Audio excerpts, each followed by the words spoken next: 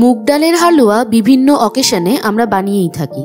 আজ নিয়ে এসেছি একই রকম আরেকটি হালুয়ার রেসিপি, যা বানাতে খুব কম উপকরণ লাগে এবং স্বাদ হয় দুর্দান্ত। চানা ডাল বা ছোলার ডালের হালুয়া।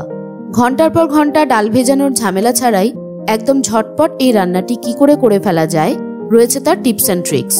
হ্যালো, আমি বৈশাখী। ক্রেভিং বৈশাখী চ্যানেলে সবাইকে স্বাগত। ভিডিওটি শেষ পর্যন্ত দেখতে থাকুন। ভালো লাগলে চ্যানেল সাবস্ক্রাইব করে আমার পাশে থাকুন। তাহলে চলুন দেখে নিই। একটা প্রেসার কুকারে 1 কাপ ছোলার ডাল ভালো করে ধুয়ে নিয়ে নেব।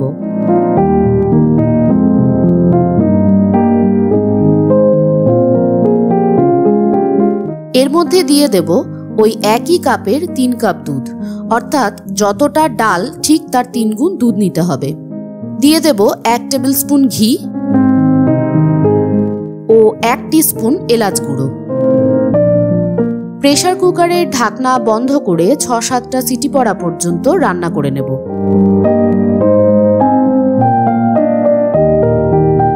কিছুক্ষণ পর প্রেসার সম্পূর্ণ রিলিজ হয়ে গেলে ঢাকনা খুলে ডাল সিদ্ধ হয়েছে নাকি একবার চেক করে নেব।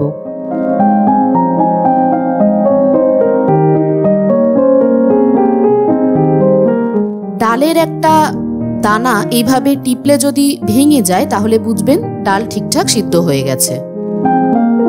এবার এই সিদ্ধ ডালকে একটু ঠান্ডা করে নিয়ে একটা মিক্সিং জারে নিয়ে নেব।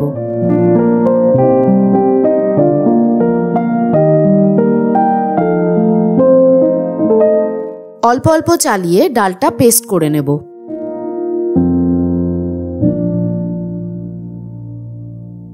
দেখুন, এরকম পেস্ট হবে, একটু দানা দানা থাকলেও অসুবিধা নেই।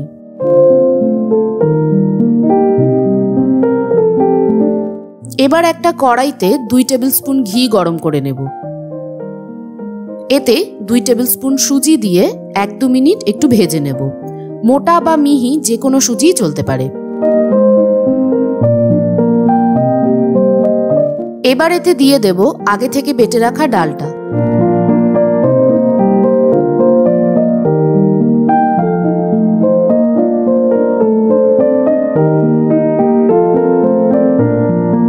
পাঁচ মিনিট একটু নাড়াচাড়া করে মিক্সির বাটিতে 1/2 কাপ দুধ দিয়ে ভালো করে সেটা ধুয়ে সেটুকুও কড়াইতে ঢেলে দেব।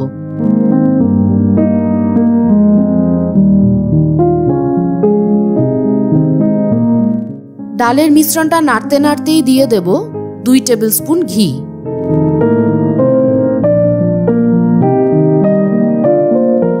আরো কিছুক্ষণ নেড়ে চেড়ে এর মধ্যে দিয়ে দেব 1 কাপ চিনি, অর্থাৎ যতটা ডাল নিয়েছিলাম ঠিক ততটাই চিনি দিচ্ছি। চিনি ভালো করে মিশিয়ে নেব। এতে মিশ্রণটা সামান্য পাতলা হয়ে যাবে। এখন এতে 4 টেবিল স্পুন গুঁড়ো দুধ মিশিয়ে দেব। দেব 1 টিস্পুন এলাচ গুঁড়ো ও 1 মুঠো ড্রাই ফ্রুট কুচি।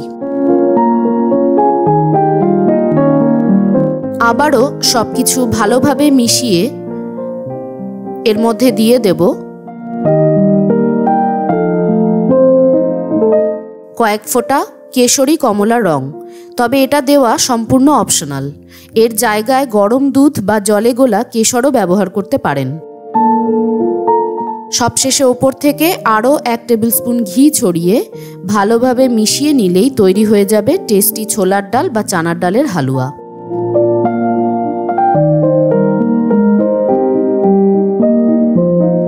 আজকের এই মজাদার রেসিপিটি যদি ভালো লেগে থাকে তাহলে অবশ্যই একটা লাইক দেবেন, বাড়িতে ট্রাই করে কমেন্ট বক্সে জানাবেন কেমন হলো ও সোশ্যাল মিডিয়াতে শেয়ার করবেন। দেখা হচ্ছে পরের এপিসোডে। Happy craving, by.